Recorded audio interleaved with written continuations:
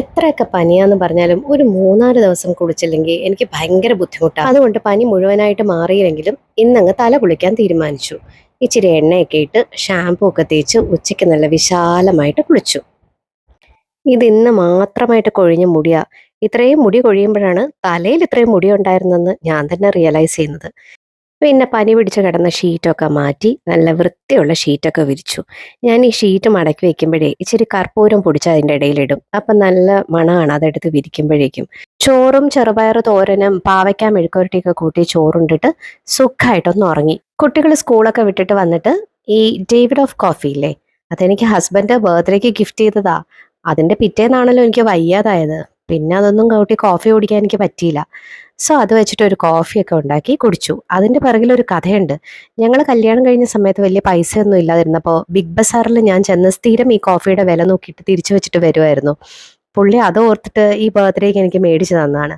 എന്തായാലും കോഫി എനിക്കിഷ്ടമായി. എനിക്ക് ഈ നേരിയ കയ്പുള്ള കോഫിയാണ് ഇഷ്ടം, മധുരം അധികം ചേർക്കാതെ.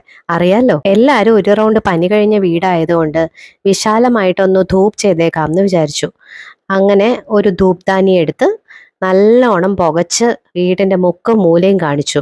ഇത് ഞങ്ങളുടെ ഇൻഡോർ പ്ലാന്റ് ഒക്കെ സെറ്റ് ചെയ്ത് വെച്ചിരിക്കുന്ന ഒരു ഏരിയ കേട്ടോ. ഇവിടെ വന്നിരുന്ന് രാവിലെ വായിക്കാനൊക്കെ നല്ല രസമാണ്. ഭയങ്കരമായിട്ട് സൂര്യപ്രകാശം അടിക്കുന്ന ഒരു മുറിയായത്.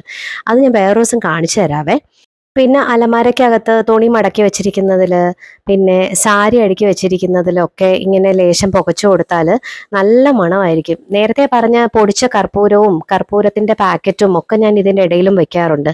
പിന്നെ ഈ എന്താ പറയുക, ചെമ്പകത്തിന്റെ പൂവില്ലേ അത്, പിന്നെ താഴമ്പൂ, അങ്ങനെ എന്തെങ്കിലുമൊക്കെ കിട്ടുകയാണെങ്കിൽ അതൊക്കെ ഉണക്കി സാരിയുടെയും ഡ്രസ്സിൻ്റെ ഒക്കെ ഇടയിൽ വെക്കുന്നത് അതിന് നല്ലൊരു മണവും സുഗന്ധവും ഫ്രഷ്നെസ്സും ഒക്കെ തരും.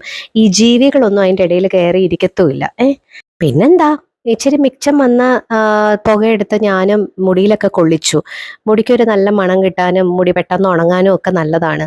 കുറേ നേരം ഇരുന്ന് പുകച്ചു കഴിഞ്ഞപ്പോഴത്തേക്കും നടുവേദനിക്കാൻ തുടങ്ങി. കാരണം പനി പൂർണ്ണമായിട്ടും വിട്ട് മാറിയിട്ടില്ലായിരുന്നല്ലോ. അപ്പം ദേഹം വേദനയൊക്കെ ഇപ്പോഴും ഉണ്ട്. അത് കഴിഞ്ഞപ്പോഴത്തേക്കും ഞാൻ എന്നാ പിന്നെ കിടന്നു പോയേക്കാന്ന് വിചാരിച്ചിട്ട് ഞാൻ കിടന്നു. ഇതിനെ ഇങ്ങനെ മുടിയുടെ താഴെയായിട്ട് സെറ്റ് ചെയ്ത് വെച്ചു. അപ്പോൾ ഓട്ടോമാറ്റിക്കലി എൻ്റെ മുടിയിൽ ഇങ്ങനെ പുക കൊള്ളുന്നുണ്ടായിരുന്നു. അങ്ങനെ ഇന്നത്തെ ദിവസം ഏതാണ്ടൊക്കെ ഒതുങ്ങി. അപ്പം നാളെ കാണാം. ടാറ്റാ.